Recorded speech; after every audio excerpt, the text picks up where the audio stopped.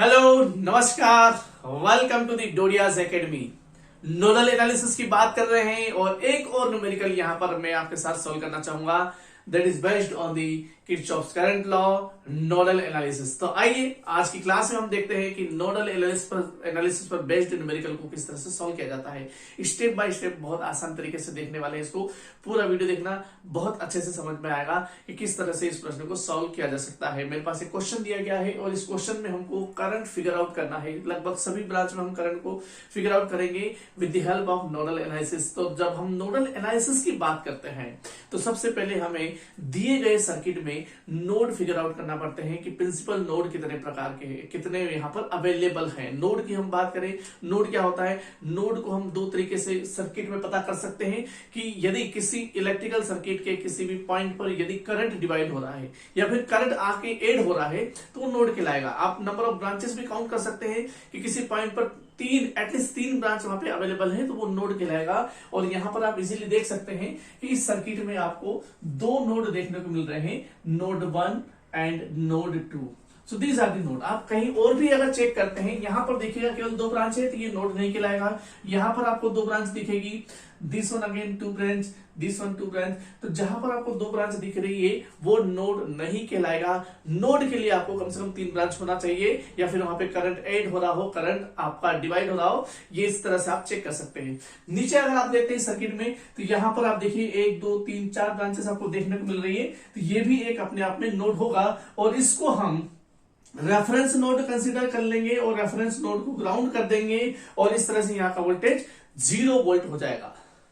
अभी तक क्या करा हमने इस सर्किट में नोड फिगर आउट किए हमने। दो नोड हमको मिले हैं, नोड 1 और नोड 2 नाम दिया गया है और तीसरा नोड हमारे पास जो है उसको हमने ग्राउंड कर दिया गया है। इसको हम रेफरेंस नोड कहेंगे। अब हम क्या करेंगे, वन बाय वन एक एक नोड पर केसीएल अप्लाई करेंगे, किरचॉफ्स करंट लॉ अप्लाई करेंगे। केसीएल क्या कहता है? केसीएल किसी भी इलेक्ट्रिकल सर्किट में अप्लाई किया जा सकता है, किसी भी इलेक्ट्रिकल सर्किट के किसी भी नोड पर अप्लाई किया जा सकता है। केसीएल के अकॉर्डिंग किसी भी इलेक्ट्रिकल सर्किट के किसी भी नोड पर टोटल इनकमिंग करंट हमेशा टोटल आउटगोइंग करंट के बराबर होता है। या फिर हम सभी करंट का एल्जेब्रिक सम करें, the algebraic sum of all currents at any node of any electrical circuit is always equal to the 0। This is the statement of KCL. So अगर हम बात करते हैं स्टेप वन की अगर मैं बात करता हूं तो मुझे क्या करना होगा, हमें अप्लाई करना होगा केसीएल को। कहां पर? केसीएल को अप्लाई करना होगा नोड 1 पर। ठीक है, नोड 1 पर हम केसीएल अप्लाई कर रहे हैं और हम मान लेते हैं कि लेट नोड 1 पर late the voltage at node 1 पर जो वोल्टेज है उसको हम मान लेते हैं V1। ठीक है, यहां पर जो वोल्टेज है इसको हम क्या मान लेंगे, V1 मान लेंगे। यहां पर जो वोल्टेज आपको मिल रहा है इस नोड 1 पर इसको हमने मान लिया V1। ठीक है, let the voltage at node 1 is V1। ठीक है, अब केसीएल क्या कहता है, incoming current is always equal to the outgoing current. तो हमें यहां पर करंट फिगर आउट करने होंगे, करंट की डायरेक्शन फिगर आउट करनी होगी, कौन सा करंट इनकमिंग है, कौन सा करंट आउटगोइंग है। चेक करते हैं हम। अगर यहाँ पर बेसिक हमको क्लूज दे रखे हो, जैसे बैटरी दे रखी हो या फिर potential higher potential lower potential दे रखा हो, तो हम करंट की डायरेक्शन फिगर आउट कर सकते हैं। अगर आपको कोई क्लू नहीं दे रखा हो तो आप ब्लाइंडली आप ये मान के साथ चल सकते हैं कि जिस नोड पर हम काम कर रहे हैं उस नोड का वोल्टेज हाई है और हायर है तो ऑब्वियसली वहां पर जो करंट होगा वो आउटगोइंग होगा। ठीक है, तो अगर आपको क्लूज दे रखे हो तो क्लूज के अकॉर्डिंग आप डायरेक्शन एज्यूम करिएगा। अगर कोई क्लू नहीं दे रखा हो तो फिर आप आउटगोइंग एज्यूम कर सकते हैं, इसमें कोई समस्या नहीं होगी। ठीक है, जब हम बात करते हैं इसकी और जब इस नोड की बात करते हैं तो ये वाली ब्रांच में हम देख रहे हैं कि बैटरी लगी हुई है। अच्छा, इस बैटरी की वैल्यू क्या है? दोनों बैटरी की वैल्यू हम लिखना भूल गए हैं, तो मैं बता दूं आपको कि जो लेफ्ट साइड जो बैटरी है वो 18 वोल्ट की है और राइट साइड वाली बैटरी जो है 12 वोल्ट की है। सो this is 18 volt battery and this is 12 volt battery. तो बैटरी है और बैटरी का है, इसका मतलब ये है कि करंट इसके माइनस टर्मिनल से प्लस टर्मिनल की ओर फ्लो होगा। बैटरी के माइनस टर्मिनल से प्लस टर्मिनल की ओर करंट फ्लो होता है, ये याद रखिएगा। ओके, सो करंट की डायरेक्शन हमने यहां पर रिज्यूम कर ली। इसका मतलब ये हुआ कि यहां पर जो करंट होगा वो इनकमिंग करंट होगा। इसका मतलब क्या हुआ, यहां पर जो करंट आएगा वो इनकमिंग करंट आएगा। ठीक है, चलिए दूसरे नोड की बात करते हैं। दूसरी ब्रांच की बात करते हैं। दूसरी ब्रांच पर ये देखिएगा, आपको एक करंट और आपको आता हुआ दिख रहा है जिसकी वैल्यू 1 एम्पियर हमें क्वेश्चन में ही गिवन है, जिसकी वैल्यू हमें क्वेश्चन में ऑलरेडी गिवन है, which is 1 ampere. So this is 1 ampere and this is what हमको नहीं पता, इसको हम मान लेते I1। ठीक है, जो हमें नहीं पता उसकी वैल्यू हमने मान लिया I1। तो अभी तक हमने देखा कि इस नोड पर एक करंट आ रहा है I1 और एक करंट आ रहा है 1 एम्पियर। बाकी दो ब्रांच में हमें कोई क्लू नहीं दे रखा है, ना कोई बैटरी है ना कोई करंट सोर्स है, हमारे पास कोई क्लू नहीं है। तो हम ब्लाइंडली यहां पर क्या कहेंगे कि ये आउटगोइंग होगा and this is again outgoing. इस करंट को हमने I1 माना था, let us suppose this is I2 and this one is I3। सो कुल मिलाके यहां पर 4 करंट है, 2 करंट आपको इनकमिंग दिखाई दे रहे हैं और 2 करंट आउटगोइंग दिखाई दे रहे हैं। और केसीएल क्या कहता है, टोटल इनकमिंग करंट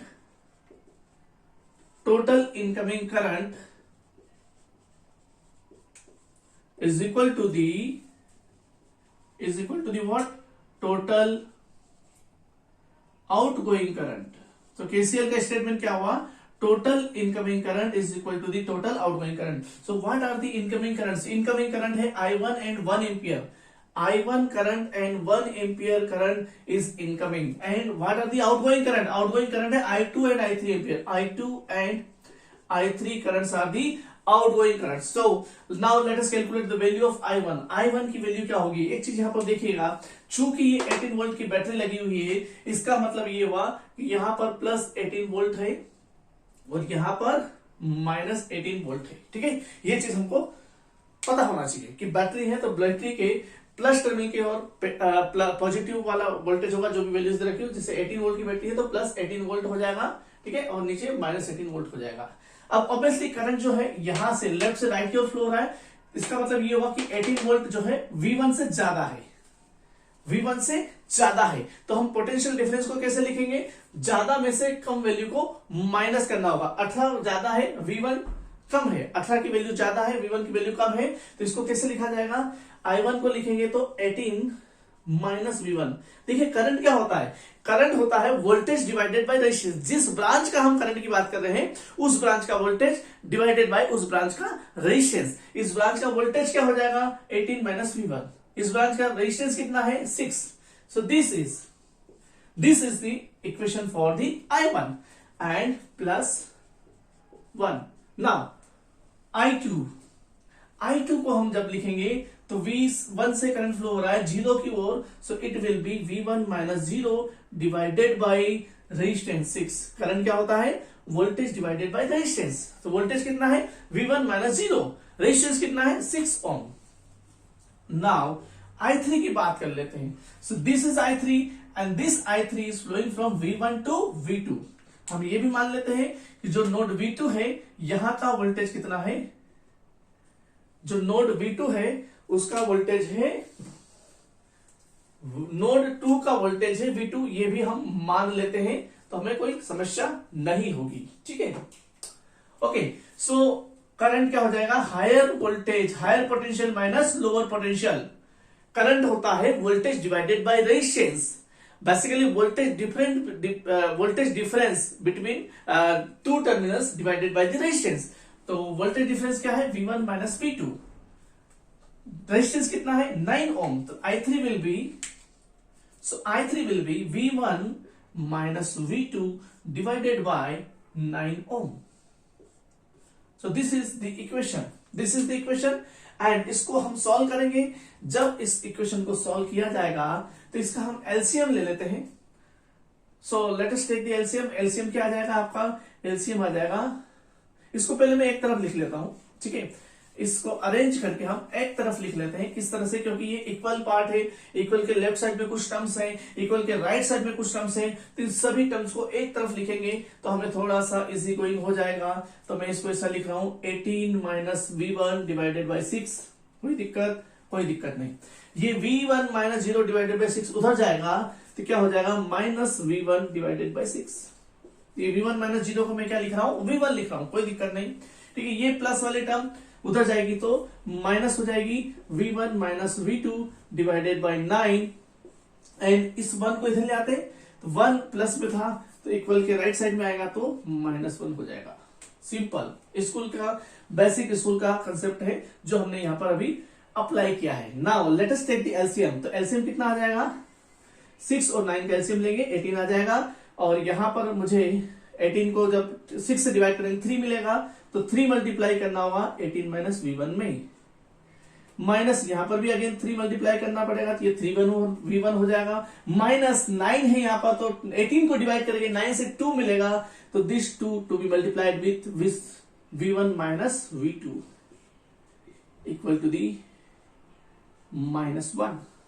ओके, ये 18 इधर मल्टीप्लाई होगा तो कितना हो जाएगा -18, ये 18 को इधर मल्टीप्लाई करेंगे -18 मिलेगा, ये 3 को 18 में मल्टीप्लाई कर देंगे आपको 54 मिल जाएगा, and this will be -3V1 -3V1 again -2V1 -2V2, and 18 को इधर मल्टीप्लाई किया तो -18। ओके, ये 54 प्लस का इधर आ जाएगा तो ये क्या हो जाएगा, इक्वल के इधर लिखूंगा तो -18 प्लस 54, एंड ये कहानी क्या हो जाएगी -3V1 -3V1 और -2V1, 3 plus 3 6 minus again +2 -8V1 मिलेगा आपको। 3 और 3 6 और 2 8, 8V1 हो जाएगा, एंड ये जो है माइनस माइनस प्लस आना चाहिए क्योंकि ये माइनस जो है इस ब्रैकेट में मल्टीप्लाई होगा तो +2V2 हो जाएगा, so it will be +2V2 equal to the. Okay, ये प्लस का 54 इधर जाएगा तो माइनस हो जाएगा, इस चीज का हमको थोड़ा सा ध्यान रखना है। So again this is the equation, इसको थोड़ा पास लिख लें। सो 18 -54 -18 आपको 72 मिलेगा, और 72 जब हम इसको लिखेंगे तो -8V1 +2V2 equal to the -72, and इसको इक्वेशन 1 नाम दे दें। ठीक है, इसको आप फर्दर भी सॉल्व कर सकते हैं, आप चाहे तो इसको 2 से डिवाइड करके फर्दर सॉल्व कर लें। -2 से डिवाइड करिएगा तो ये प्लस हो जाएगा, -2 से डिवाइड करेंगे तो इक्वेशन 1 आपको क्या मिलेगी, इक्वेशन 1 मिल जाएगी 4V1 प्लस V2, 2 से डिवाइड कर रहे हैं तो -2V2, so it will be what -2V2, and 2 से डिवाइड करा तो 2 कट कैंसिल आउट हो जाएगा, equal to the 36। So this is the equation number 1। Node 1 पर केसीएल अप्लाई करने पर जो इक्वेशन हमें मिली है उसको हमने इक्वेशन 1 नाम दे दिया। बहुत सिंपल सा कंसेप्ट है, एक बार हल्का सा रिवाइज करके मैं नोड 2 पर आ जाता हूं। ठीक है, केसीएल की हम बात कर रहे हैं। केसीएल जब हम नोडल एनालिसिस की बात करते हैं तो हम क्या करते हैं, सबसे पहले नोड फिगर आउट करते हैं कितने नोड है। इलेक्ट्रिकल सर्किट में जहां पर 3 ब्रांच आपको देखने को मिल जाएगी वो नोड होगा, जहां पर 3 ब्रांच कनेक्टेड है वो नोड होगा, या फिर करंट ऐड हो रहा हो, करंट डिवाइड हो रहा हो, नोड होगा। हमने देखा कि यहाँ पे 2 नोड है, कुल मिला के 3 नोड थे, 3 में से एक नोड को हमने रेफरेंस नोड कंसिडर कर लिया, यहाँ का वोल्टेज 0 हो गया और ये V1 और V2 मान लिए। ठीक है, और पहले नोड पर हमने केसीएल अप्लाई करा V1 मान के, और हमने देखा कि 2 करंट इनकमिंग थे, I1 और 1 एम्पियर, और I2 और I3 आउटगोइंग करंट थे। तो इन दोनों को चारों करंट्स की मदद से हमने केसीएल अप्लाई किया और एक इक्वेशन हमको मिल गई। अब हम क्या करेंगे, नोड 2 पर केसीएल अप्लाई करेंगे।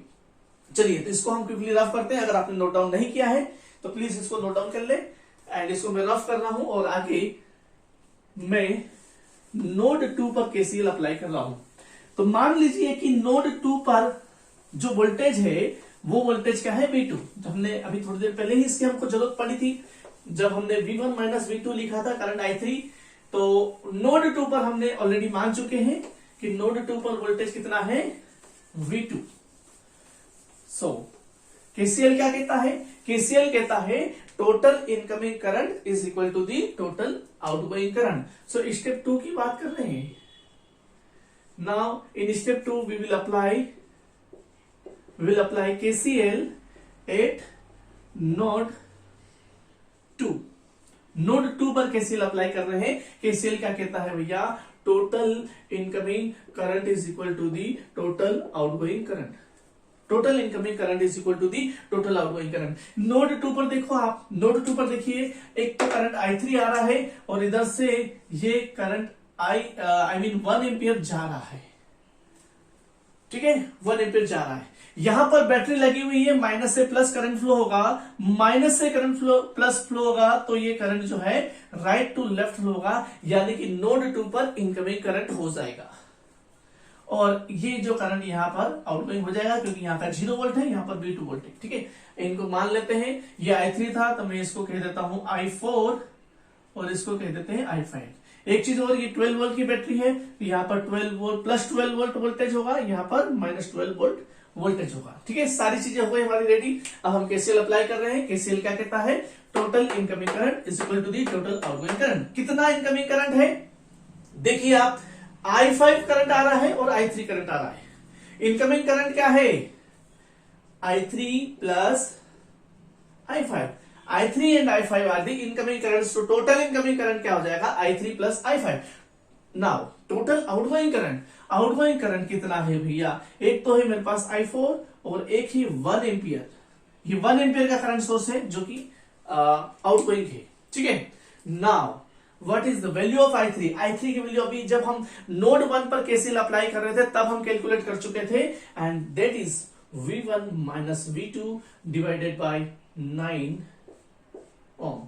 I5 की बात कर लेते हैं। I5 जो है राइट टू लेफ्ट फ्लो हो रहा है, प्लस 12 वोल्ट से V2 की ओर फ्लो हो रहा है, तो plus 12 volt minus V2 divided by 6। So 12 minus V2 divided by 6 will be the value of I5 current. Now I4 की जब हम बात करते हैं, I4 is flowing from V2 to 0 and the current is voltage divided by resistance and V2 divided by 6. So this is the I4 plus 1.